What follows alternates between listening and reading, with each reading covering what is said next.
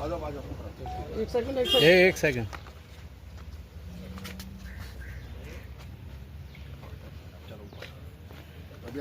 ठीक है, आगे लाओ ना। तीन है, एक और आ रहा है। लहला आ जाने के लहला भी आ जाए। इसके भाई भी बहुत नाराज हैं इससे। सहदेव के दो भाई हैं ना जी, वो बहुत नाराज हैं उससे कि भाई इसने मतलब ऐसी क्या जरूरत थी मारने के लिए। बस पूरा का पूरा वो ना भोगांव में नगला मधु गांव पड़ता है, वहाँ पर 1/2 अगस्त की रात में एक व्यक्ति की घर के बाहर जब वो सो रहा था उसमें गोली मार के उसकी हत्या करी थी। इस पर पुलिस ने मुकदमा दर्ज किया था और पुलिस ने जांच शुरू करी थी। जांच के उपरांत आज हम लोगों को सफलता प्राप्त हुई, जिसमें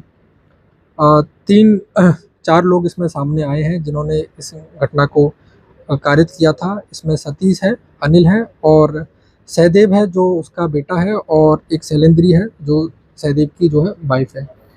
इन सभी ने प्लानिंग आज से 20 दिन पहले करी थी, क्योंकि इन सभी चारों के अपने अलग अलग मोटिव थे। सतीश और अनिल के ऊपर पहले एक 307 का मुकदमा दर्ज हुआ था, गांव के ही रहने वाले रमेश नाम के व्यक्ति ने कराया था। उनकी गवाही 7 अगस्त को उनकी गवाही थी इसी केस के लिए। इसी केस से बचने के लिए उन्होंने प्लानिंग करी कि किस तरीके से हम लोग कोई ऐसा केस करें जिसके चक्कर में हम रमेश को फंसा दें और हम लोग अपने गवाही से बच जाएं या फिर बाद में कंप्रोमाइज़ हो जाए। तो सतीश और अनिल को उस 307 के मुकदमे से निकलने के लिए उन्होंने ये पूरा षड्यंत्र रचा। बाकी 2 बच्चे, सहदेव जो उसका बेटा था, उसका इसलिए उसका मोटिव ये था कि जो रमेश है, रमेश के परिवार में ही एक महिला से उसकी बातचीत होती थी, जिसके कारण पिछले वर्ष एक मारपीट हुई थी।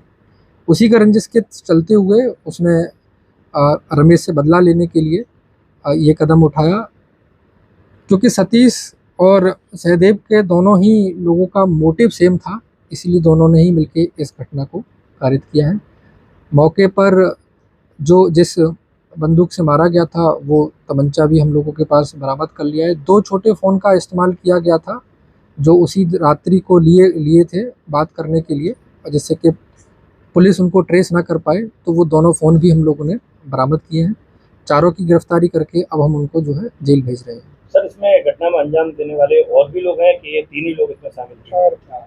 इसमें देखिए 4 ही लोग हैं मौके पर, और क्योंकि फ़ोनों के बातचीत के पैटर्न से वहाँ मौजूद कौन कौन लोग थे उन सबसे हम लोगों ने जांच पड़ताल करने के बाद यही सारी चीज़ें निकल कर आई हैं कि ये मौके पर 4 ही लोग थे और चारों की हम लोगों ने गिरफ्तारी की है। किस तरीके से इन लोगों ने घटना को अंजाम दिया? जैसे आपने बताया कि राजस्थान में इन्होंने अपना मोबाइल पहले स्विच ऑफ किया, फिर वहाँ से निकले ये।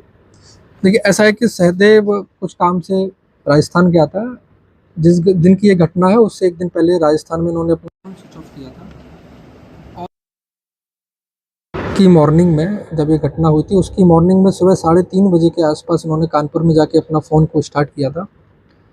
राजस्थान से ये चलने के बाद यहाँ मैनपुरी में एक थाना बिछवा पड़ता है, वहाँ इन्होंने एक छोटा फ़ोन लिया था। इसी के साथ अनिल था इनके साथ, जो अनिल ने भी इस दोनों ने ही इस छोटे फ़ोन को लिया था। इसके बाद इन लोगों ने घटना कारित करने के बाद अनिल ने कानपुर में जाके इस सहदेव को छोड़ दिया था। इन सभी लोगों की प्लानिंग इसी तरीके की थी कि जिस तरीके से पुलिस का शक ना जाए, इसीलिए शैलेंद्री ही जो इसमें अभियुक्त है वो ही इस केस में बादी बनी है।